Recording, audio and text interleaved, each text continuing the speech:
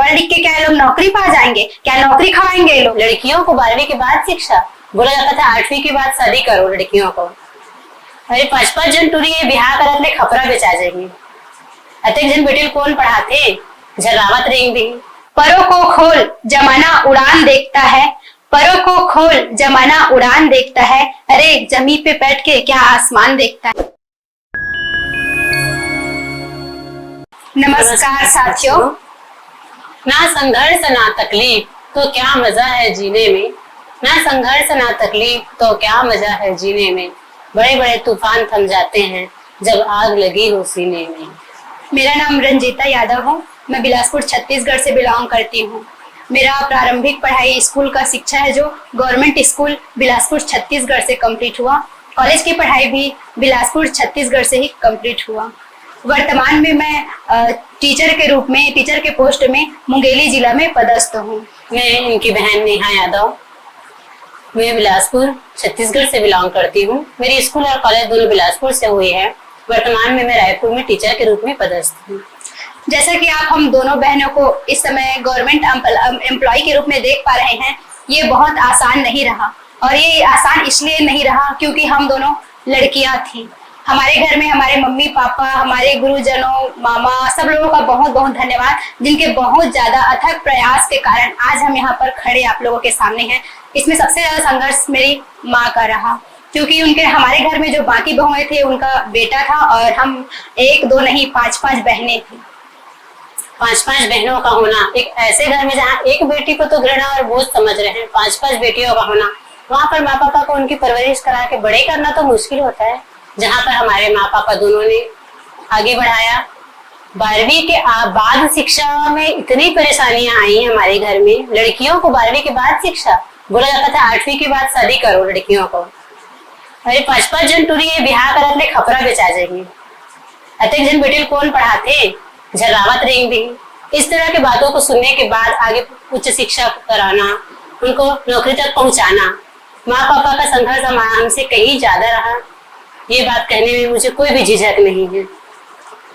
आज अगर मैं ये कहूँ कि हमें गवर्नमेंट जॉब तक पहुंचा के हमारे मम्मी पापा का सपना सही मायने में साकार हुआ है तो ये गलत नहीं होगा, क्योंकि शुरू से उन्हीं दोनों का ये सपना था कि लड़की हो चाहे लड़का हो, लेकिन शिक्षा का अधिकार और आत्मनिर्भर होने का अधिकार सभी को है। मुझे याद है जब मेरा प्राइमरी स्कूल का शिक्षा कंप्लीट हुआ, जब मैं 6वीं क्लास में पहुंची, उसी साल मेरे दादा दादी जो हैं, जो हमारे संयुक्त परिवार था, वहां से मेरे मम्मी पापा को अलग कर दिया गया। उसका सिर्फ एक वजह था, हम लड़कियों का, बेटियों का पढ़ाई। घर में कहना उनका, मेरे मम्मी पापा के पेरेंट्स का कहना ये था कि आप पढ़ाओगे नहीं लड़कियों को, लेकिन हमारे मम्मी पापा का कहना ये था कि लड़की हो चाहे लड़का हो शिक्षा देंगे। सिर्फ इसीलिए हमारे मम्मी पापा को संयुक्त परिवार से अलग कर दिया गया। और उस समय हमारे पास हमें एक रूम मिला और एक किचन, तो उसी एक रूम में हमें खाना खाना, सोना, पढ़ाई करना सब होता था। और हम 5 बहन और 1 भाई हैं, तो इस समय 5 बहनों का और भाई का एक ही रूम में पढ़ाई करना और उस समय एकाग्र होकर पढ़ पाना बहुत ज्यादा मुश्किल था। बहुत मुश्किल तो था ही। आर्थिक समस्याएं तो झेल भी लेते, तानों को कैसे झेले। ताने इतना अधिक ताना बेटियों को पढ़ाना है, 5-5 टूरी कॉलेज करावा थी।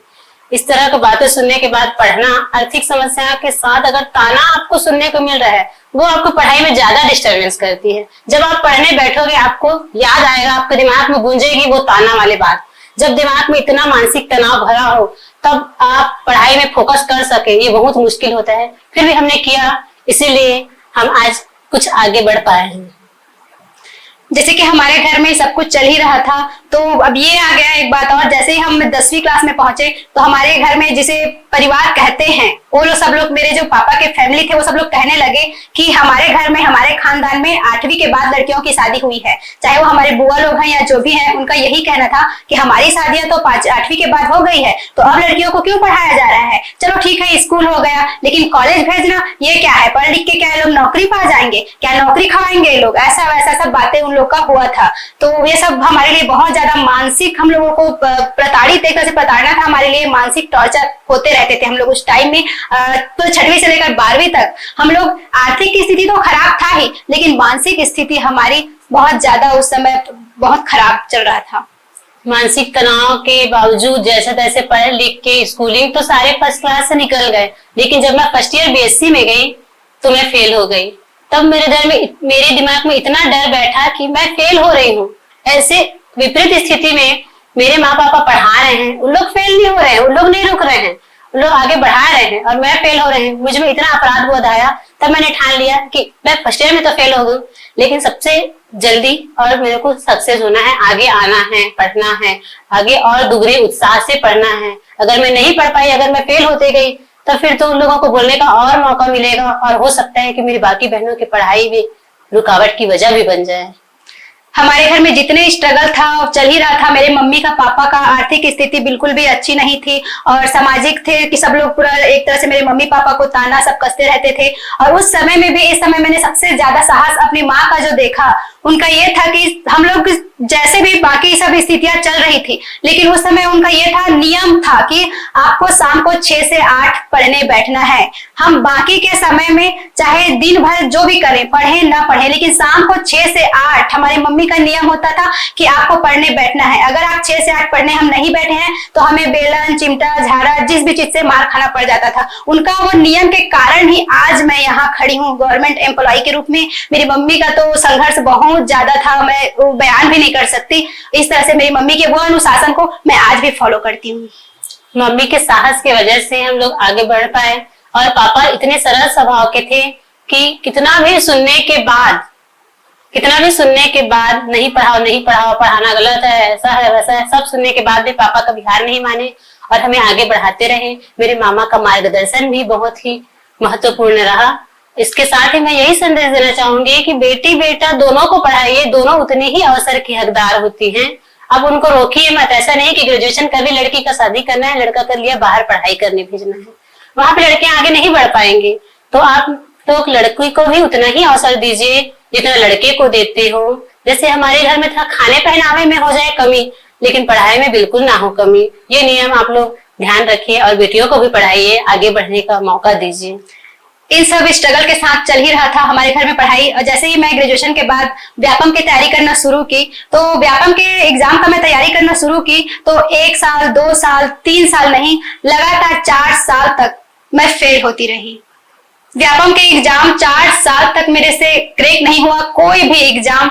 मैं व्यापम के एग्जाम में 4 साल तक फेल हो गई। इस समय मैं बुरी तरह से नेगेटिविटी से पूरा घिर गई थी, मैं हताश हो गई थी। मेरे को ऐसा लगने लगा था कि अब मेरे से नहीं हो पाएगा, मेरे को शायद नहीं करना चाहिए। मेरे पेरेंट्स मुझ पर इतना भरोसा करके मेरे को यहाँ तक पढ़ाई करवाए हैं, वो सब का मैं उन सबको क्या जवाब दूंगी कि मैं नहीं पढ़ पाई, मैं नहीं कर पाई। मैं बहुत निराश हो गई। लेकिन उस समय में मेरे मम्मी पापा, दीदी, भाई बहन, मेरे मामा, जिनका सपोर्ट मेरे लिए बहुत ज्यादा हमेशा से रहा, आज भी है, तो इन सबके सपोर्ट के कारण और साथ के कारण मैं फिर से तैयारी कर पाई और फिर टीचर का एग्जाम आया जिसमें मैं सफल हुई। और आज के डेट में सबसे बड़ी चीज है किसी भी चीज के लिए प्लेटफॉर्म मिलना। तो मैं निखार का बहुत ज्यादा धन्यवाद करना चाहूंगी, क्योंकि हमें ये मौका मिला कि हम अपने स्ट्रगल की कहानी को पहुंचा सके उन लड़कियों तक शायद आज स्ट्रगल कर रहे होंगे, और जो आज स्ट्रगल कर रहे हैं उनसे कोई एक भी मोटिवेट होता है तो हमारा ये जो प्रयास है वो सफल रहेगा। आप लोगों का बहुत बहुत धन्यवाद। और इसके साथ एक ही शब्द कहना चाहूंगी, परों को खोल जमाना उड़ान देखता है, परों को खोल जमाना उड़ान देखता है, अरे जमीन पे बैठ के क्या आसमान देखता है।